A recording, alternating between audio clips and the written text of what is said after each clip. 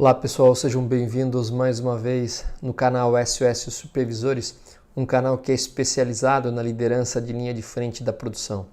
O meu nome é Ayrton e eu ajudo supervisores e líderes de produção a construírem e transformarem resultados consistentes em promoção e crescimento profissional.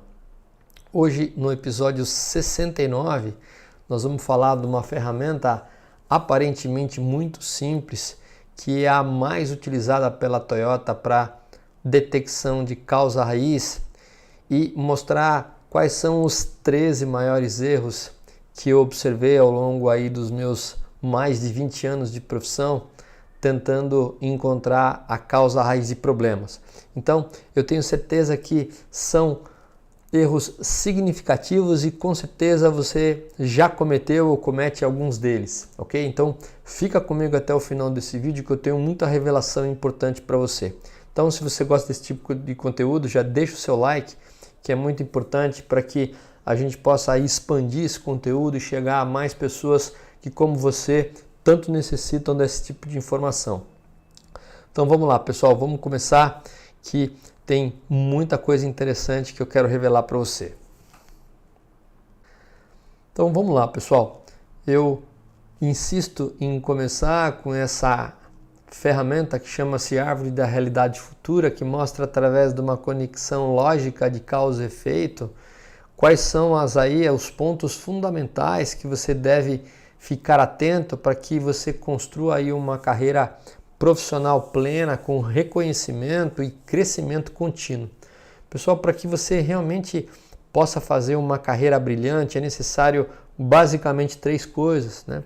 Que você possa construir uma vantagem significativa na empresa em que você trabalha e mais propriamente no local onde você exerce a sua liderança na produção. É necessário também que você possa, uma vez que você construiu essa vantagem competitiva, que você pode sustentá-la, que você possa sustentá-la ao longo do tempo.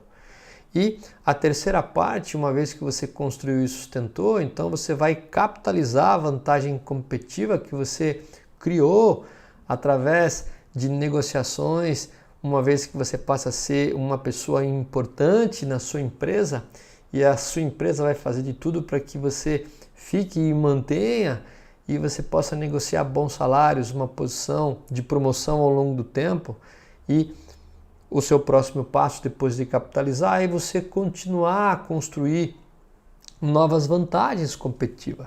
E como você constrói uma vantagem competitiva significativa? Como você constrói valor? Eu sempre tenho dito, é quando você observa, trabalha e elimina ou diminui uma limitação significativa que a sua empresa tem, que impede de ela ganhar mais, ou que impede que o cliente que ela fornece ganhe mais. Então, quando você trabalha e observa e remove ou diminui uma limitação significativa que a sua empresa tenha e possua no momento, você está construindo um valor e você está se tornando aos poucos uma pessoa fundamental para essa empresa que você trabalha.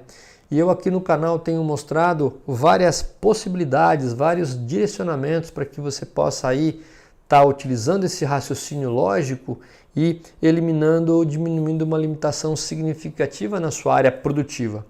E hoje nós vamos falar da importância que um supervisor, que um líder de produção tem na solução de problemas. Então, basicamente, pessoal, nós que trabalhamos no processo produtivo e a grande maioria dos profissionais em todos os outros lugares, eles são pagos para solucionar problemas de uma forma efetiva. E para que você realmente solucione problemas de uma forma efetiva, é necessário que você conheça algumas técnicas para analisar não só os efeitos, mas principalmente as causas raízes. E, portanto, em um tempo razoável, você consiga não só identificar, mas propor soluções para que essas causas raízes elas sejam removidas do sistema. E as ações de implementação de melhoria sejam duradouras ao longo do tempo. Então, é importantíssimo que você conheça um método, por mais simples que ele seja, que te ajude a remover realmente algum tipo de limitações, principalmente você encontra a causa raiz do problema. Então hoje o nosso conteúdo é sobre essa técnica de 5 porquês, que, volto a falar, a grande maioria das pessoas, e inclusive dentro da Toyota Motors, o pessoal utiliza com muita frequência desde a década de 70, ok? Então, pessoal, vamos lá. Qual é o método mais simples para análise de causa raiz? Como eu já disse, pessoal, o método mais simples de identificação de causa raiz é os 5 porquês. Ele consiste de, a partir da definição de um fenômeno, de uma anomalia que você tenha no processo produtivo ou em qualquer outro lugar, você começa a fazer uma série de questionamentos em relação do porquê aquele fenômeno está acontecendo. E a partir do momento que sai uma resposta, vem um segundo porquê em cima dessa resposta, até que o processo se desencadeie entre 3 a 5 porquês. E a tendência é que quando você faz esse processo, você vai aprofundando o tipo de análise e curiosidade, você encontra a causa fundamental. E a gente vai ter a oportunidade de falar um pouquinho sobre isso ao longo desse vídeo. Agora, pessoal, vamos entender um pouquinho da história, né? Qual foi a origem da técnica dos 5 porquês? Vamos entender um pouquinho de onde ela nasceu, né? E como a grande maioria deve saber, ela nasceu dentro da Toyota, basicamente pelo seu fundador, né, o Sakichi Toyoda, lá na década de 30. Ele era um inventor, uma pessoa bastante criativa, né, um empreendedor que fundou aí a Toyota Motors, né? E mais tarde, o Taiichi Ohno, na década de 70, começou a utilizar com mais frequência esse tipo de abordagem. E o que motivou basicamente o Taiichi Ohno a potencializar o método de identificação de causa raiz, sendo aí denominado de 5 porquês. O Ohno ele concluiu que a prática de não consertar os erros no momento em que eles aconteciam numa determinada linha de produção, para não interromper a linha de montagem, o que acontece muitas vezes nas nossas linhas, né? O fato de os operadores eles não pararem quando eles detectavam aí um problema, fazia com que os defeitos eles se potencializassem, né? Eles se multiplicassem ao final da produção. Então, o que o Ohno, observando esse tipo de multiplicação dos erros, quando ele não era identificado, ele era propagado, ele utilizou aí aquela cordinha em cada máquina, que é o andon, né? Ele colocou então uma corda sobre cada estação de trabalho, cada posto de trabalho, instruindo os trabalhadores que imediatamente parassem a linha de produção caso surgisse algum problema que eles não conseguissem solucionar por si só. E aí toda a equipe de produção, mas as áreas de apoio, eles eram acionados para tentar identificar a causa raiz do que estava acontecendo. Então isso realmente, para nós orientais, muitas vezes a gente não consegue conceber, né, como uma coisa que lá na década de 70 isso se tornou cada vez mais incisivo e desde lá para cá fez com que eles melhorassem continuamente o processo. É uma coisa um pouquinho diferente do que acontece conosco no lado ocidental, né? Muitas vezes a gente não só tem a dificuldade de identificar o problema, mas muitas vezes, ou algumas vezes, ou poucas vezes, dependendo de onde você trabalha, dá um incentivo para que o operador pare o equipamento e consiga colocar o seu plano de reação em pauta, ou mesmo chame o líder ou o supervisor ou as áreas de suporte para que o problema seja resolvido. Isso acaba potencializando e aumentando demais os custos operacionais. Então tá aí um pouquinho da história, da origem da técnica dos 5 porquês, iniciado lá pelo Sakichi Toyoda, que foi o fundador da Toyota lá em 1930, e depois potencializado como uma ferramenta de análise de causa raiz pelo Taiichi Ohno em 1970, a partir de 1970. E vamos lá, pessoal, existe aí um paradigma que nós vamos abordar um pouquinho sobre quando eu devo usar a técnica dos 5 porquês, né? Com tantas técnicas de análise e solução de problemas, eu tive a felicidade de fazer vários cursos de 6 Sigma que você acaba se tornando especialista na análise e solução de problemas. Eu fiz desde White Belt, Green Belt, Black Belt até Master Black Belt. Então a gente aprende uma infinidade de ferramentas. Existe sempre aquele paradigma que nós devemos utilizar o processo de análise de 5 porquês quando o problema ele é mais simples, né? Quando ele passa a ser um pouquinho acima de moderado ou mais complexo, a gente não pode utilizar. Então, será que a gente realmente não pode utilizar os 5 porquês, independente da complexidade ou não do problema, né? O que é complexidade e o que é simplicidade? Então, vamos discutir um pouquinho sobre esse tema agora. Então, pessoal, será que a gente deve realmente utilizar os 5 porquês somente quando existem problemas simples, né, no nosso dia a dia? Então, a resposta é não, né? A princípio, a resposta é não, e ela está embasada em cima de um postulado de Isaac Newton, que fala o seguinte, né?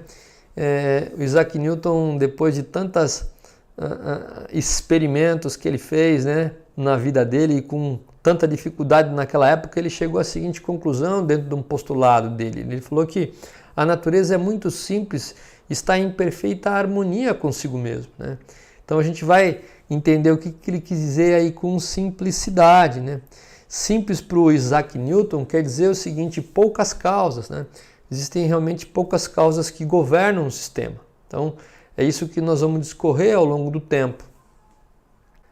E o que diz aí o postulado do Isaac Newton, pessoal, que viveu aí da década de 1643 a 1727, né, com tantas leis aí, primeira lei de Newton, segunda, terceira lei de Newton, mas o que ele falava nesse postulado natura valde simplex et sibi canzona? Que realmente, né, a natureza é simples e harmoniosa consigo mesmo. E o que impede muitas vezes de a gente pensar como Newton? A grande maioria de nós, pessoal, a gente pensa dessa maneira aqui que eu vou passar para você, né? Se eu acredito que a realidade é complexa, que um problema é difícil, que um problema é complexo, consequentemente eu acredito que problemas, especialmente os grandes, eles são complexos também, né? E quando tenho que procurar uma solução, eu vou naturalmente procurar uma que seja complexa, né? E o grande problema, quando a gente assume a complexidade inerente ao invés da simplicidade inerente, é que eu tendo a buscar soluções complexas, mas as soluções complexas, geralmente não funcionam, né? Porque elas não têm simplicidade. Elas trazem uma complexidade principalmente para a parte operacional. Então fique aí com esse conceito de simplicidade inerente de Isaac Newton versus muitas vezes o que a gente pratica no dia a dia, né? A gente troca a simplicidade inerente pela complexidade inerente. E esse postulado de Isaac Newton, ele foi confirmado pelo Eli Goldratt, né, que foi o fundador da teoria das restrições, que também era um físico e era um cientista. E o Goldratt, aproveitando desse postulado, ele fez a seguinte declaração de simplicidade inerente, que é um dos 4 pilares da teoria das restrições. Ele fala o seguinte, né, por mais complexo que um sistema possa parecer a princípio, ele é extremamente simples ao final, né? Então, por mais complexo, né, que um sistema possa parecer no início, ele é extremamente simples ao final. Portanto, sistemas são formados por elementos interligados que são governados por poucas causas fundamentais, chamadas de restrição. Então, realmente, todo o sistema como um todo, ele é governado por poucas causas, né, que é a simplicidade inerente de Newton, né? São realmente poucas e pouquíssimas causas que realmente têm um efeito, que promovem um efeito muito grande e indesejável ao final.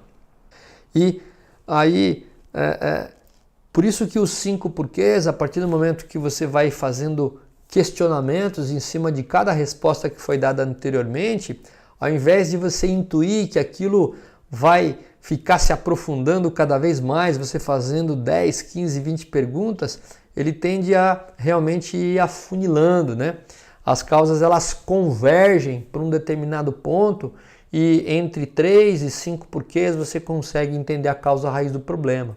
Então tá aí o conceito da simplicidade inerente, que foi desenvolvido aí num postulado de Isaac Newton e depois colocado como um dos pilares da teoria das restrições pelo Goldratt, e principalmente, que nós vamos ver daqui a pouco, mais uma teoria de Vilfredo Pareto, né, que desenvolveu o método de Pareto, que é o do 80-20, realmente falando o seguinte: são poucas causas que governam o sistema. Então, por enquanto aí estão esses dois cientistas que falaram que a gente realmente deve se concentrar e procurar as poucas causas que governam o sistema. Então está aqui aí as restrições, como falava aí o Eli Goldratt. E o postulado de Isaac Newton, né, também ele foi reforçado, como nós falamos, pelo Pareto, né, ou pelo Vilfredo Pareto, lá em 1892 na Itália. Então, o princípio de Pareto ele também é conhecido como a regra de 80-20, né, ou lei dos poucos vitais, ou princípio da escassez de fator, que afirma que para muitos eventos, aproximadamente 80% dos efeitos vem de 20% das causas. Então, assim, 80% dos efeitos indesejáveis que você tem em qualquer lugar, em qualquer campo, ele vem realmente, ele deriva, né, de 20% de causas. Então, se nós formos hábeis para identificar esses 20% de causas, realmente a gente vai conseguir não só focalizar esforços, mas ter a sua solução muito mais rápido do que quando a gente procura muito mais do que 20% aí das causas para esses efeitos.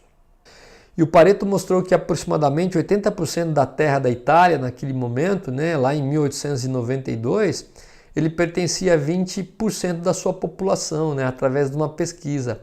E tudo se originou no jardim da casa dele. Olha só que curiosidade interessante.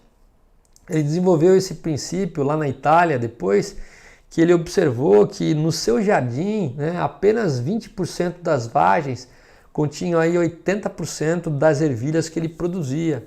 Então, a partir do momento que a natureza deu esse sinal, essa pista para ele, ele tentou identificar se isso poderia ocorrer em outros fenômenos da natureza, e não só da natureza, que acontecia no dia a dia, na sociedade, e realmente foi consolidada esse conceito, e a gente vai mostrar para você mais exemplos de como isso se concretizou. Então vamos lá, pessoal.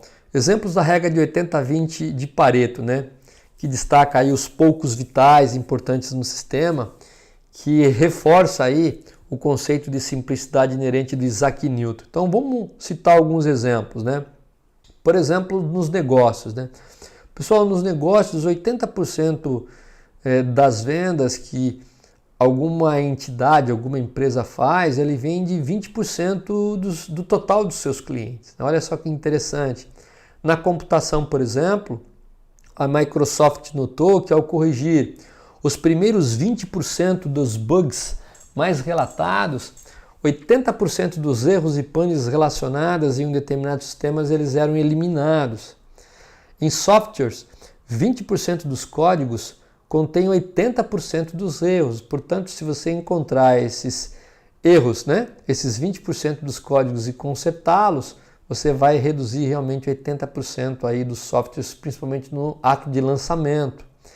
No esporte, por exemplo, cerca de 20% dos esportistas participam de 80% das grandes competições, e destas, 20% ganham 80% dos prêmios, das medalhas, né? Principalmente na parte profissional, onde corre dinheiro. Isso também pode ser explicado em equipes e muitos esportes populares. Ainda no esporte, aproximadamente 20% dos exercícios que são realizados em treinamentos e hábitos têm 80% do impacto, sendo que o treinador ele não deve focar em treinamentos muito variados, né? Então, olha só aí quanto exemplo que a partir da regra de 80-20 de Pareto provou e consolidou que um sistema realmente é governado por poucas e pouquíssimas causas. E qual a conclusão então que a gente pode ter até agora para chegar aí nos 5 porquês, né? Qual é a conclusão que nós podemos tirar aí da regra de 80-20, dos poucos vitais e principalmente da simplicidade inerente? Vamos nos basear nos métodos um pouco mais sofisticados, né, que é o DMAIC. O DMAIC, que basicamente é um método seguido pela técnica Seis Sigma, muito apurado, muito detalhado, né, e uma abordagem mais complexa, ele tem como objetivo responder essa fórmula, né, que um problema ele vem ou ele é a função de alguns fatores de entrada. Então, se você tem um processo, né, e você tem um problema que a gente chama de efeito ou saída, e ele é descrito aqui como Y, ele é a função de algumas variáveis, né? Portanto, pessoal, em função dessas definições todas de Newton e de Pareto, ele fala o seguinte, que realmente 20% daquelas causas prováveis que a gente suspeita, realmente de 10 a 20%, ou seja, 20% de 10 é uma causa, pelo menos um X, ele tem um efeito maior sobre a saída. É o que muitas vezes lá no Seis Sigma a gente quando faz aí um gráfico de efeitos principais, a gente vê que às vezes um fator ele tem aí 70% de atuação no efeito, o resto são muito poucas, inclusive algumas interações de uma variável ou outra. Então perceba bem, mesmo que você utilize para alguns pouquíssimos casos, algumas técnicas um pouco mais robustas e sofisticadas para identificar a causa raiz de um problema, ele passa pela possibilidade de você realmente entender aí os 5 porquês para poder filtrar as principais causas. Então olha só a importância que a gente tem de entender a simplicidade inerente do sistema e aplicar os 5 porquês para a gente ir praticando cada vez mais. Então tá aí algumas definições iniciais e por que você deve utilizar sim os 5 porquês, inclusive quando um problema a princípio não te parece muito simples, tá bom? Então tá aí alguns conceitos importantes aí de pessoas, de físicos, né, de cientistas importantes no desenvolvimento de métodos. Então, pessoal, a pergunta é, né, se a técnica é simples, né, se quando você pergunta para as pessoas, né, se as pessoas conhecem, né, ou se elas aplicam, não. É difícil uma pessoa, principalmente na área industrial, que não conhece o método de 5 porquês. Mas se a técnica realmente é tão simples, pessoal, por que nem sempre a gente encontra a causa raiz do problema, né? Existe aí uma declaração que a cada 10 análises de 5 porquês, de 2 ou menos, ou seja, a eficácia de você realmente encontrar a causa raiz de um problema utilizando o método de 5 porquês é menor ou igual a 20%. Então, ou seja, a cada 10 relatórios, a cada 10 análises de 5 porquês, 2 ou menos são eficazes. Ou seja, 2 ou menos a gente consegue através desse método, as pessoas conseguem através desse método analisar a causa raiz do problema. Agora, a questão será que está no método ou como eu desenvolvo o método? Então vamos lá, pessoal. A primeira grande resposta para isso é o seguinte, que simples não quer dizer fácil. E eu gosto muito dessa frase do Leonardo da Vinci, que fala o seguinte, que a simplicidade é o último grau da sofisticação. Então, algo ser simples não significa que é fácil. E a grande maioria de nós subestima o método de 5 porquês, né? Deixa ele um pouco mais abstrato, um pouco mais simples demais e ele, consequentemente, não vai ter a eficácia se for encarado dessa forma. E hoje eu vou mostrar para você, né, pelo menos 6 dos 13 itens para que você realmente entenda aí a importância desse método que a Toyota utiliza para identificar a causa raiz do problema. Qual é o primeiro erro que eu gostaria de mostrar para vocês dos 5 porquês, né? Qual é o primeiro erro na análise dos 5 porquês que eu costumo observar no dia a dia no chão da fábrica das pessoas que costumam liderar esse processo, né? Muitas vezes aí os supervisores de produção, coordenadores ou líderes de produção. Então, o primeiro erro, pessoal, é tentar decifrar um problema à distância, né? É fazer com que eu lá da minha sala ou de uma sala de reuniões, eu tente entender o que está acontecendo em relação àquele fenômeno, né? Ao invés de ir lá no chão da fábrica, tentar aí com mais detalhes entender o que esteja acontecendo. Então isso é muito natural. Uma boa parte das pessoas que tentam entender e fazer as perguntas, principalmente quando é reclamação de cliente, que tem um time multifuncional, as pessoas pegam uma sala bonita, né, gostosa, sem barulho, muitas vezes com ar-condicionado, e tentam decifrar o problema, tentam definir o problema lá de uma área administrativa, né, sem descer no chão da fábrica, sem tentar entender lá o que está de fato acontecendo. Então esse é o primeiro grande erro, na minha opinião.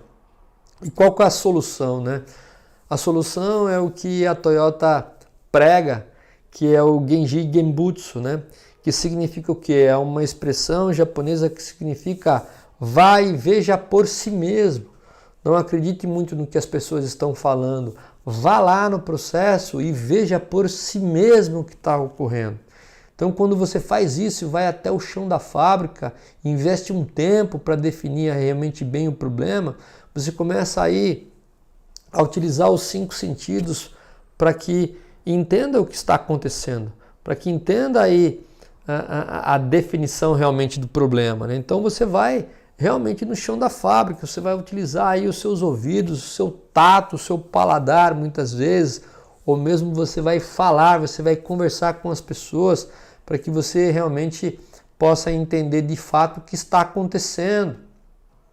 Então, esse é o primeiro grande erro, né? A gente tentar aí entender o que está acontecendo à distância e evitar muitas vezes ir lá no chão da fábrica, porque lá tem barulho, tem pó, tem óleo, tem ruído, né? Tem uma série de problemas lá e é natural que muitas vezes a gente não vá até lá ou não ajude aí os supervisores, se for área de apoio, a tentar entender aí o que está acontecendo. Então, realmente o primeiro problema está aí, tentar decifrar o problema à distância. Pessoal, qual que é o segundo erro, né? O segundo erro mais crítico na análise de 5 porquês, na minha opinião, é a gente não envolver as pessoas que convivem com o problema, né? Então, ou eu envolver parte das pessoas que convivem com o problema. Então eu tento ir para uma carreira mais solo, né? Então lembrar sempre da seguinte frase que eu sempre coloco quando eu tenho oportunidade de dar treinamentos ou curso, é que, pessoal, sozinho eu vou mais rápido, mas acompanhado eu vou mais longe. Então muitas vezes naquela vontade de definir rápido um problema, eu acabo consultando poucas pessoas e às vezes a entender o que de fato está acontecendo quando eu envolvo as pessoas, a resposta pode ser que esteja lá no terceiro turno, com uma pessoa do terceiro turno, e na qual ele está lá e eu preciso falar com ele muitas vezes de madrugada, 2h30, 3 horas da manhã, mas esse cara que está lá, que ninguém perguntou para ele, sabe o que está acontecendo. Então, envolver as pessoas é fundamental no processo de entender o que está acontecendo em relação àquele fenômeno. Então eu preciso sim estar envolvendo as pessoas próximas do que está acontecendo no processo nos 3 turnos, para que realmente eu tenha uma opinião variada e de várias perspectivas. Então qual que é a solução, pessoal? Ainda dando continuidade no Gemba, tem aí a descrição de cada letra do que significa Gemba, mas praticamente é o seguinte, é engajar as pessoas, né? Eu entender e perguntar sobre os problemas através de 5 porquês, mas envolvendo as pessoas que estão diretamente ligadas no processo produtivo, principalmente naquela operação que eu suspeito que aquele problema ocorreu, ou eu tenho a certeza. E eu, quando faço esse tipo de abordagem, eu respeito as pessoas. Então, o que é respeitar as pessoas do ponto de vista oriental, do ponto de vista da Toyota? É dar a oportunidade para as pessoas que estão trabalhando naquele processo de me falar o que elas sentem em relação a isso. Porque muitas vezes elas sabem o que está acontecendo, mas a gente não vai e pergunta. muitas vezes na minha vida profissional, mas várias vezes eu tive a oportunidade de conversar com as pessoas e eu falei para ela, poxa, mas por que você não falou isso antes, né? Por que você não revelou essa questão antes para as pessoas aí da liderança, para que a gente corrigisse o problema? E as pessoas me falavam, não, Ayrton, mas nunca ninguém me perguntou nada, né? Eu vejo realmente o pessoal tentando descobrir, mas poucas vezes o pessoal vem aqui e pergunta pra gente. Então, isso é respeitar, né? É dar a oportunidade de você perguntar para as pessoas que estão convivendo com o problema diariamente e saber a opinião delas a respeito, ok? Então tá aí o segundo erro na análise dos 5 porquês. Pessoal, o terceiro erro. O terceiro erro, na minha opinião, de uma análise de 5 porquês é fazer uma definição genérica e abstrata do problema. Então, em relação aí ao primeiro e segundo, você já começa a entender. Então, quando a gente faz aí uma definição, uma descrição pouco específica e que não aborda as características do problema, né? Não utilizar muitas vezes um processo de estratificação ou de segmentação quando você tem um escopo muito grande, quando o problema parece ser muito grande e você acaba não usando muitas vezes um processo de estratificação. E realmente existe um conceito, pessoal, e eu gosto muito de 2 observações. Uma é desse indiano, né, que fala o seguinte, o Jiddu Krishnamurti, né, não sei como pronunciar o nome dele, mas eu acho muito interessante a definição dele. Ele fala o seguinte, que se realmente entendemos o problema, a resposta virá dele, porque a resposta não está separada do problema. Então, olha só, e tem uma outra definição do Eli Goldratt que fala o seguinte, que do ponto de vista científico, né, do ponto de vista dos cientistas, quando a gente descreve e define muito bem um problema, a gente está a 50% da sua solução. Então é importantíssimo, pessoal, a gente definir muito bem o problema a partir do momento que a gente entende as suas características. A gente vai falar um pouquinho sobre isso. Então, qual que é a solução então, pessoal? Uma das soluções, por exemplo, é que a gente tem uma folha de verificação. Folha de verificação é uma das técnicas que a gente utiliza no Six Sigma, mas ela é muito simples, para que a operação ela possa descrever categoricamente as características de um problema. Por exemplo, nesse para-brisa, onde a gente observa bolhas ocorrendo em alguns para-brisas, a gente consegue perceber a sua localização, que é uma localização mais voltada do lado esquerdo, o formato da bolha, né? Tem uma pequena, tem uma grande, ela pode estar próxima, por exemplo, de um ponto de saída de respiro de ar. Então, talvez mostre que não está dando tempo de sair esse ar durante o processo de cura, né? Do processo aí de endurecimento do vidro. Então, muitas vezes, né, para defeitos atributivos, defeitos categóricos, defeitos visuais, uma simples folha de verificação pode definir muito bem um problema, e a partir do momento que eu defino muito bem um problema através da sua localização e forma, eu consigo estar mais próximo da causa raiz do problema. Então está aqui aí um exemplo de solução para você. Um outro exemplo de solução, quando você tem aí um problema mais abrangente, de um escopo grande, é você realmente segmentar, estratificar. Então isso é uma técnica muito utilizada, né, no Six Sigma, mas ela serve muitas vezes quando você tem um problema muito grande, até para os 5 porquês, né? Por exemplo, aqui tem um exemplo relativo a uma quantidade de toneladas por ano de uma aciaria, onde está acontecendo várias perdas. Então, por exemplo, de 8.245 toneladas que foram perdidas em 2011, aqui estão os extratos na qual a gente consegue observar a quantidade que foi perdida. Parte dela, ou seja, 80%, que é 6.596 sobre 8.245, perdeu-se por falha de material, 80%. Uma outra parte, que é 7%, que é esse valor de 577 sobre 8.245, foi por problemas de manutenção. 12%, má qualidade do produto. 1% foi queda de energia. Falta de material, que é 80%, parte do material é comprado e parte do material é fabricado internamente. 60% do material comprado 5% é nacional, 95% é importado.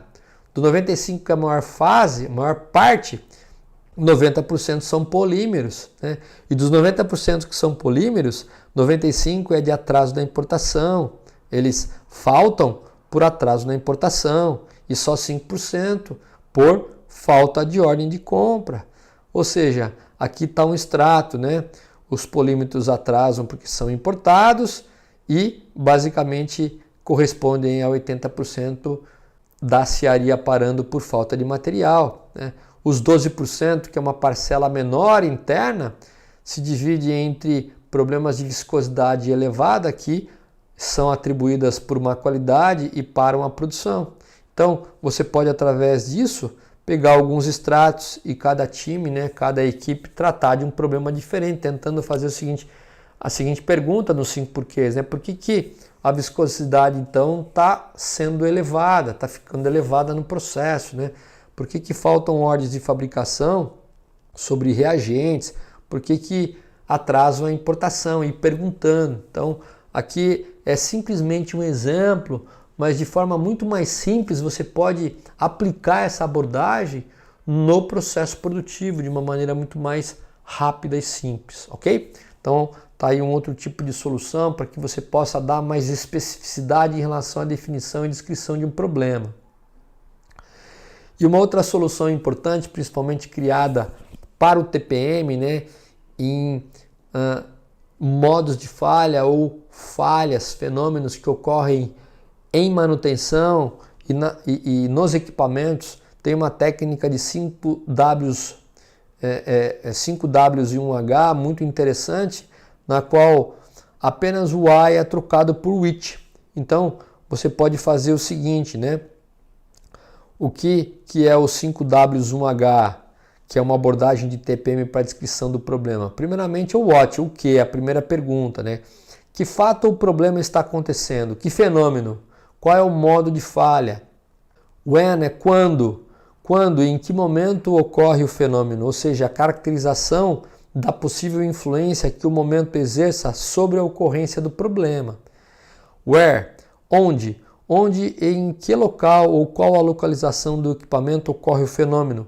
E quais os fatores associados ao local que influenciam a ocorrência do fenômeno? Associação da localização geográfica, atrás, na frente, lado esquerdo, lado direito, superior direito, e específica do fenômeno. O outro W é who, quem, que o operador, preparador ou pessoa que atue no equipamento pode de alguma maneira estar influenciando o resultado, tanto negativamente quanto positivamente, né? Problema relacionado à habilidade ou atitude. E which, qual?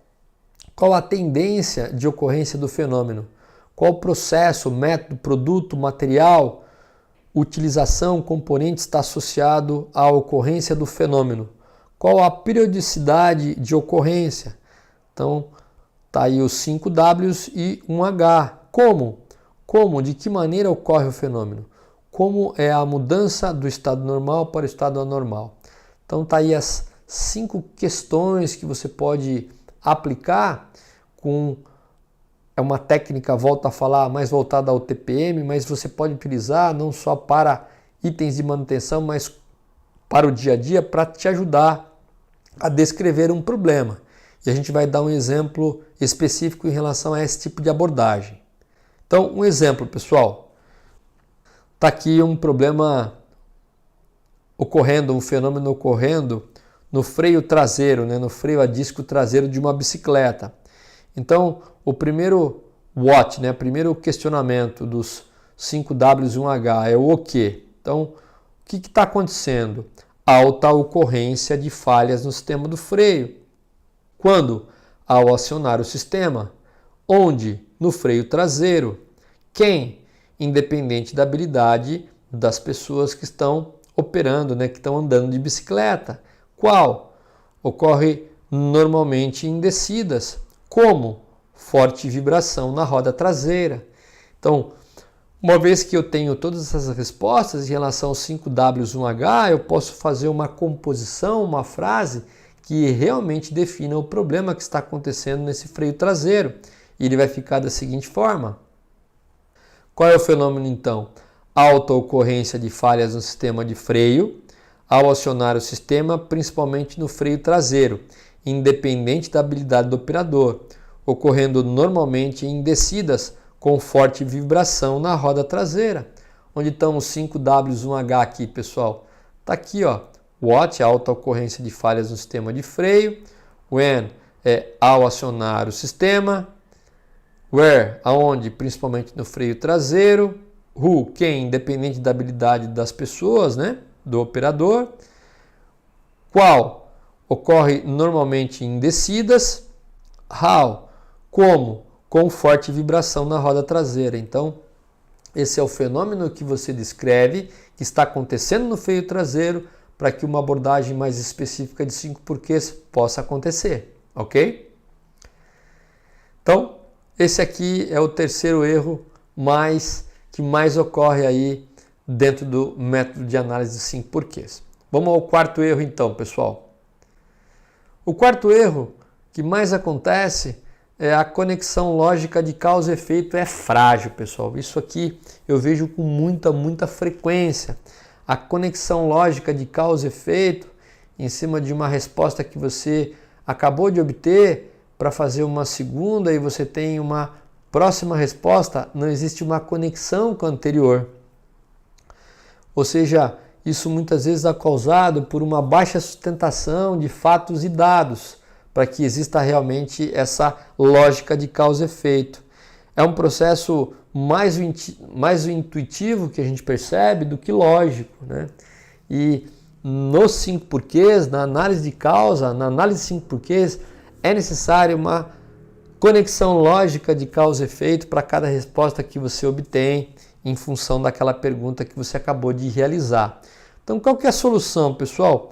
É necessário que você realmente descreva, depois que você encontrou uma resposta daquele porquê que você acabou de fazer, é importante que você descreva essas conexões lógicas, que você realmente escreva e leia, avaliando se existe realmente, se elas fazem sentido, né? Então, funciona basicamente assim, ó. Se eu tenho a determinada causa que eu acabei de encontrar, então eu tenho um determinado efeito observado. Então perceba bem, é necessário que você escreva e tente buscar essa conexão e avaliar se para você a princípio, mesmo que intuitivamente, isso faça sentido numa primeira vez. Um segundo ponto é o seguinte, né? Se acontecer essa causa ou essa causa, eu tenho um determinado efeito, que é o problema que você está tentando, que você já sabe que está acontecendo, mas que você está tentando uma causa que tenha uma conexão lógica sobre ele. Ou, se acontecer esta causa e esta causa, então eu tenho um determinado efeito. Então, essa conexão lógica é importantíssima. E quando a gente não escreve isso num papel e lê, muitas vezes a gente não percebe que isso está desconectado. Isso é muito comum acontecer no dia a dia, pessoal. O quinto erro, então. O que é o quinto erro que eu observo bastante na análise de 5 porquês? É considerar uma causa potencial como uma causa raiz conclusiva. Isso aqui também acontece com muita facilidade. Pessoal, lembre o seguinte, né? Que uma causa raiz potencial, ela precisa ser comprovada. Portanto, a princípio, essa causa potencial que você intuitivamente analisou juntamente com as pessoas, depois que você definiu bem um problema, ela é a princípio uma hipótese a ser testada. Então, cuidado quando você define e você conclui que uma causa potencial é uma causa raiz conclusiva. Muitas vezes não é, ela precisa ser comprovada. Portanto, a princípio, ela é só uma hipótese que pode ser. Então, pessoal, qual que é a solução? É você realmente coletar dados após as ações sobre a causa potencial que você realmente implementou, para que realmente você acompanhe a evolução daquele efeito para ver se ele pelo menos ele diminuiu significativamente. Então é necessário que você, após a implementação da ação sobre a causa, você colete dados para que através aí da lógica você possa comprovar que a causa realmente não é mais só potencial, mas é realmente uma causa raiz conclusiva, né?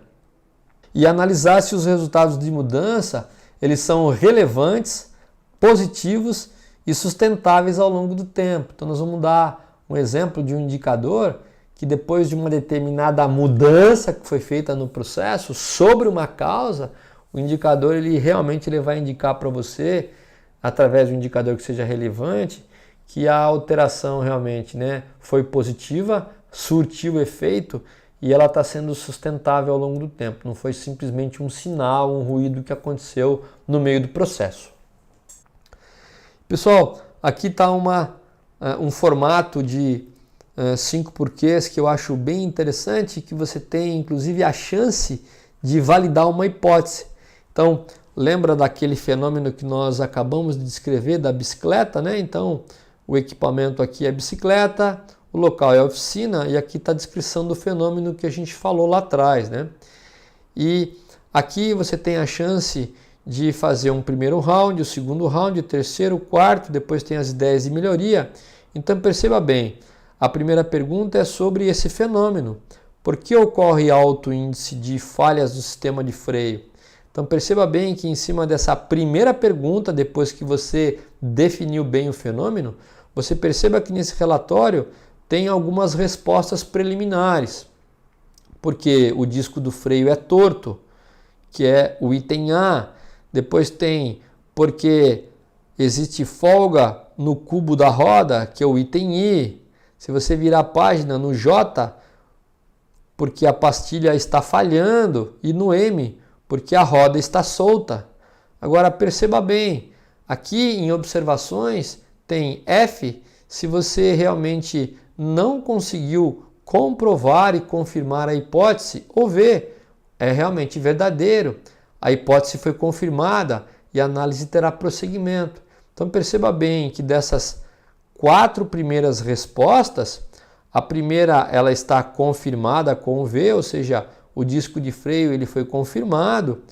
A folga no cubo da roda ela é falsa, ela foi analisada e essa hipótese não pode ser sustentada. Pastilha falhando é uma hipótese verdadeira e roda solta é uma hipótese falsa.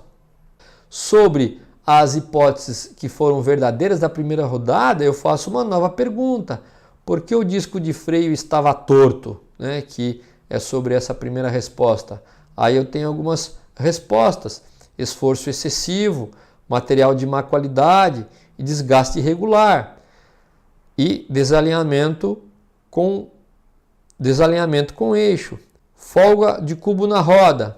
Eu faço, essa hipótese é falsa. A próxima da primeira rodada que era verdadeira, eu faço uma segunda pergunta. Por que as pastilhas estão falhando? Então eu tenho aqui espessura menor que o ideal e pastilhas envidraçadas.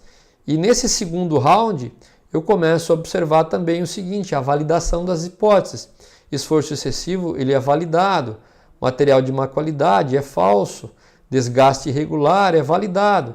E em cima do que foi validado, o terceiro round começa a perguntar novamente, mas por que o esforço foi excessivo? E aí tem novas perguntas e a validação. E no final do quinto round, eu tenho aí a causa mais provável, que teoricamente nesse exemplo já foi validada. E sobre essas causas validadas, que tem um Vzinho, né, de verdadeiro, eu posso colocar aí algumas ideias de melhoria, para que então depois eu tenha aí as causas raízes que foram mais prováveis e a princípio, pelo exemplo, está validada e quais são as contramedidas, tá bom? Então tá aqui um exemplo bacana de formato de 5 porquês que você pode desenvolver aí ao longo do processo e é bem didático e simples para as pessoas seguirem. Então, pessoal, vamos ainda finalizar o quinto erro falando sobre o seguinte, o que eu preciso realmente para que eu valide uma hipótese? Como já comentado, depois que eu proponho a solução, eu tenho que, através do indicador, perceber como era antes, né? Aqui está a data de mudança, foi na semana 8, eu tinha um comportamento antes e aqui está um comportamento depois. Então eu posso perceber que sobre esse indicador houve realmente uma mudança antes e depois, e principalmente depois, nesse caso aqui, quanto menor, melhor, ele está sendo sustentado ao longo do tempo. Então isso realmente prova que realmente a minha causa raiz e principalmente a solução sobre ela foi bastante efetiva. Então está aqui uma solução bacana aí sobre o quinto erro de análise de 5 porquês. E algumas armadilhas importantes, pessoal, que a gente costuma cair. Perceba o seguinte, né? Eu tinha uma situação anterior ao dia 20, no dia 20 eu fiz uma mudança e tinha uma situação depois. Mas perceba que o dia que eu coletei o dado, e foi um dia só, antes e depois, não explica basicamente que aquela alteração, que na verdade eu tinha um problema, né? Foi simplesmente um ponto da variação para o máximo natural do processo e um ponto da variação natural do mínimo, que na verdade eu peguei por acaso e me pareceu que eu tinha um problema e que a solução foi efetiva, quando na verdade foi simplesmente apenas uma amostra coletada no processo. Aqui não houve alteração nenhuma, né? A variabilidade, a média, ela é igual ao longo do tempo. Então é um erro que muitas vezes a gente comete quando pega simplesmente um dado antes e depois de uma determinada melhoria, saindo comemorando, né? A segunda armadilha é a mesma coisa. Antes eu tinha aí uma causa especial, então aqui eu tenho um time series e aqui eu tenho uma carta de controle, então aparece aqui uma causa especial acima de 3 desvios padrões, né? Então eu coletei um dado justamente num dia que houve uma causa especial. E é natural que depois que eu fiz a mudança, essa causa especial ela foi embora, o processo voltou a ficar estável. Mas essa estabilidade após não tem nada a ver em relação à mudança que eu fiz. E sim algo especial que aconteceu naquele dia aqui no dia 15 e fez com que eu tivesse causa especial. Então, cuidado quando acontece essas causas especiais, e se você não tem muita habilidade para analisar, pode incorrer em problema na sua análise. Aqui é a mesma coisa, tem um processo que tem uma variabilidade bem alta, eu pego um ponto antes e um ponto depois da mudança e acho que aquilo mudou, quando na verdade a variação é natural e alta e eu tenho a mesma situação antes e depois da mudança. O que de fato realmente caracteriza uma mudança eficaz é quando, em cima de um indicador relevante, como nós tínhamos, eu tinha aí uma série bem mais alta e estável, eu fiz uma mudança na semana 20 e eu tenho um processo estável com uma variabilidade e uma média muito menor. Então aqui na carta de controle antes e depois eu consigo verificar isso com facilidade. Eu vejo uma situação antes e uma situação depois, eu vejo inclusive as retas de média, bem como os limites de controle que mostram a variabilidade do processo muito bem distintas entre um caso e outro. Então aqui realmente eu posso afirmar que a alteração que eu fiz, ela foi comprovada. Então isso é muito importante, esse tipo de indicador que poucas pessoas fazem e acompanham no dia a dia, pessoal. Então, vamos lá. Vamos então para o sexto e último erro do conteúdo de hoje. Semana que vem, o próximo conteúdo eu vou falar mais 6. Pessoal, o sexto erro é achar que a causa raiz do problema foi um erro operacional. Então é muito fácil e muito rápido, muitas vezes, da análise de causa raiz a gente concluir que o erro foi operacional, né? O erro foi lá do operador. Então, pessoal, eu quero comentar com vocês, principalmente para quem fornece para montadora, que o cliente, uma montadora, por exemplo, do mercado automotivo, ela não aceita como causa raiz falha operacional, né? E existe uma razão muito clara para isso, eu vou te explicar. E eu, quando supervisor, né, imaturo, muitas vezes eu joguei muita responsabilidade para o operador, quando na verdade não era responsabilidade dele.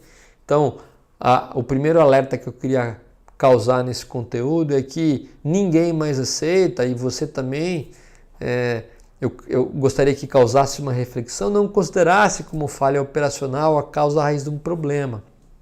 E por quê, hein, pessoal? A gente deve perguntar o seguinte, mas por que o operador falhou? Qual foi a causa que fez com que ele falhasse?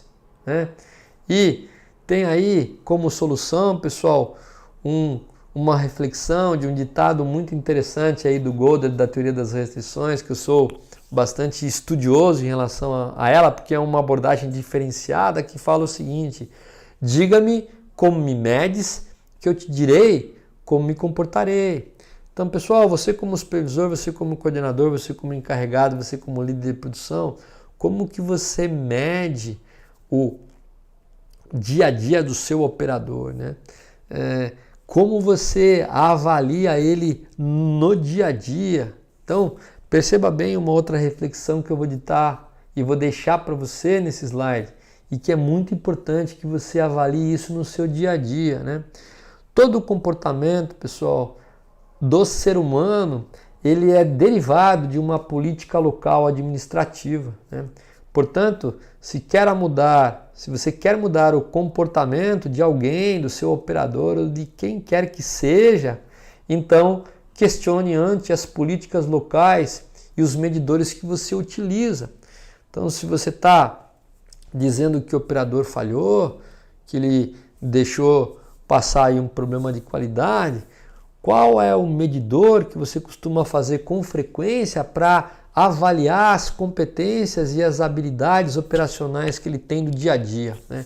Quantas vezes por semana você audita os controles operacionais padrões, os planos de controle, para verificar se realmente ele está executando conforme vocês combinaram, se ele está tendo alguma dificuldade de entendimento, ele sabe executar bem os controles que são feitos, as medições que são feitas, como que você avalia e como ele sabe que está sendo avaliado, né?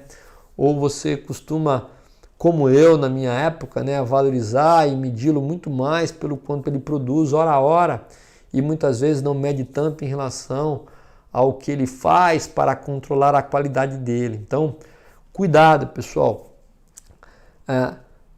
Com certeza, quando acontece um comportamento como esse, os nossos medidores em relação ao comportamento para a qualidade, eles não são tão precisos, porque se o operador entender exatamente o que a gente espera dele, ele sabe que está sendo avaliado em relação a isso, com certeza o comportamento dele vai mudar. Então está aí uma reflexão quando você ousar a pensar que o seu operador errou por problema operacional, por um problema dele. Muitas vezes o problema é nosso como líder de produção, que não estamos deixando bem claro como a gente mede esse operador no seu dia a dia. Tá aí o sexto erro, e hoje, na primeira parte desse conteúdo, nós vamos fechar por aqui, falando de 6, e na próxima semana nós vamos falar mais aí de 7 erros muito evidentes no método 5 porquês. Então, pessoal, quando a gente já começa a entender essas 6 causas aí de problemas, a gente fica cada vez mais com um processo de análise robusto, e essa minha função, né, te dar robustez para que você seja um craque aí na análise e solução de problemas. Pessoal, muito obrigado por mais um conteúdo do SOS Supervisores, um canal que é especializado aí na liderança de linha de frente. Meu muito obrigado e te encontro aí no próximo episódio. E por favor, não esqueça de deixar o seu like e compartilhar os vídeos. Se você ainda não é inscrito no canal, se inscrever para que você possa ser notificado toda vez que tiver um vídeo novo. Muito obrigado mais uma vez e até o próximo episódio.